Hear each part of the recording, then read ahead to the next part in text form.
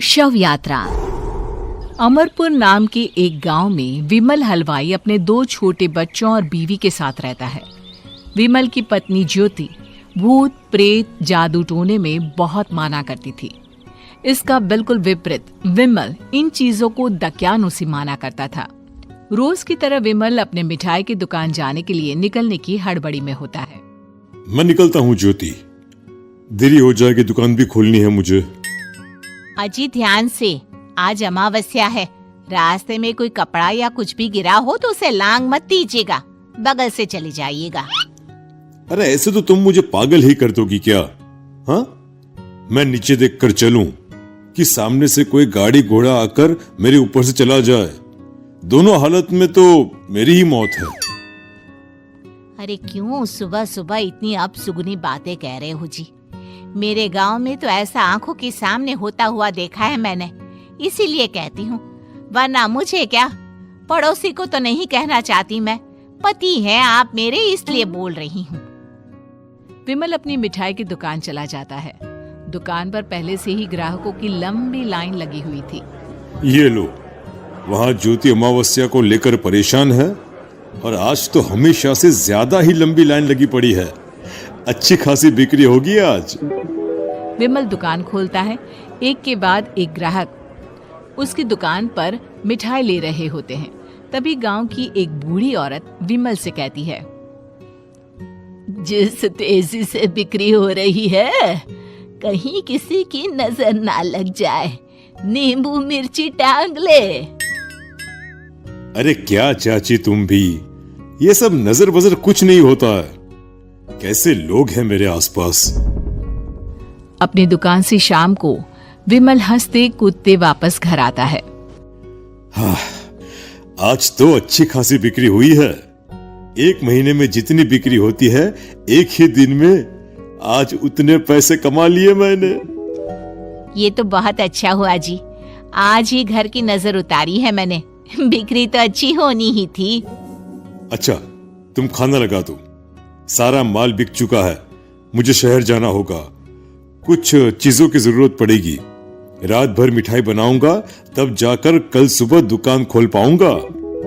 खाना खाकर विमल शहर जाने के लिए निकल पड़ता है। सुनिए जी, ध्यान से जाइएगा। चौरस्ते पर किसी जादू टोने की चीज पर पैर मत रख दीजिएगा। हे भगवान, हद हो गई ज्योति, ये तो मैं जा रहा हूं। विमल गुस्से से शहर जाने निकल पड़ता है। रात का काला घना अंधेरा, चांद की एक भी किरण ना होने के कारण अंधेरे में कुछ भी देख पाना मुश्किल था। जंगल के बीच के एक अधकच्चे रास्ते से विमल जा रहा होता है। चारों तरफ गुफ अंधेरा और सन्नाटा सुनाई दे रहा था, और सुनाई दे रही थी विमल के पैर के नीचे आ रहे सूखे पत्तों की आवाजें। तभी अचानक दूर से उसे कुछ आवाजें सुनाई देती है।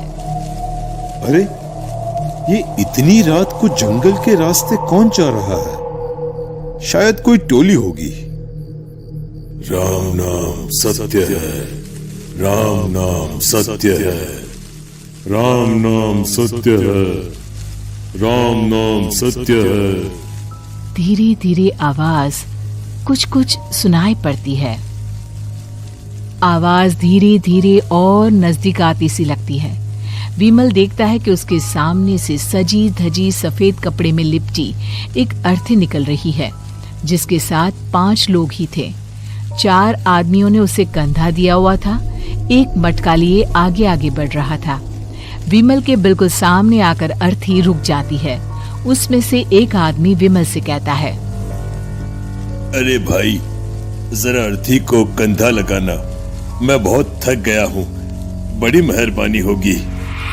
हाँ भाई, कंधा तो मैं लगा दूं, पर रात को 12 बजे ये शव यात्रा, इस समय कौन अर्थी ले जाता है? तभी विमल को ऐसा लगता है कि शव में से आवाज आई, ये आवाज। मजबूरी है भाई, आप कंधा दीजिए, मैं रास्ते में सब बताता हूँ आपको। विमल अर्थी को कंधा दिए चल रहा होता है कि उसे ऐसा लगता है कि हाथ में मटका लिए जो आदमी शव के आगे चल रहा है उसके पैर उल्टे हैं। क्या हुआ भाई, हकला क्यों रहे हो? वो आपके साथी के पैर उल्टे। विमल अपनी बात पूरी भी नहीं कर पाता कि वो देखता है कि उस आदमी के पैर तो सीधे ही हैं। अरे नहीं, कुछ नहीं, मुझे शायद वहम हुआ होगा। धीरे धीरे सब आगे बढ़ रहे होते हैं। तब विमल को अचानक लगता है मटके में से एक हाथ बाहर आ रहा है। विमल घबरा जाता है। इसके पहले वो कुछ बोल पाता, कल्लू कहता है, मेरा नाम कल्लू है। हम 6 दोस्त थे, जिसमें से एक को तो तुम सोया हुआ देख रहे हो। इतनी पक्की दोस्ती थी कि जैसे हम सब सगे भाई हैं। पर किस्मत का कोई क्या कर सकता है। आज से 4 साल पहले एक नदी में हम सब नहाने गए थे, जिसमें डूबकर राजेश की मौत हो गई। किसी मजबूरी के कारण हमें उसकी अर्थी को रात को ही शमशान घाट ले जाना पड़ा। हम 5 उसे ले जा रहे थे। 4 साल पहले आप 5 में मैं कुछ समझा नहीं। मंकू अपनी गर्दन पीछे घुमाकर अपनी आंखें बड़ी बड़ी कर विमल से कहता है, अरे भाई, पूरी कहानी खत्म होने दो, फिर बीच में बोल लेना, ठीक है?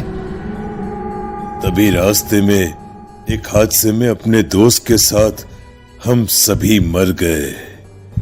वो सामने देखो, हमारा दोस्त।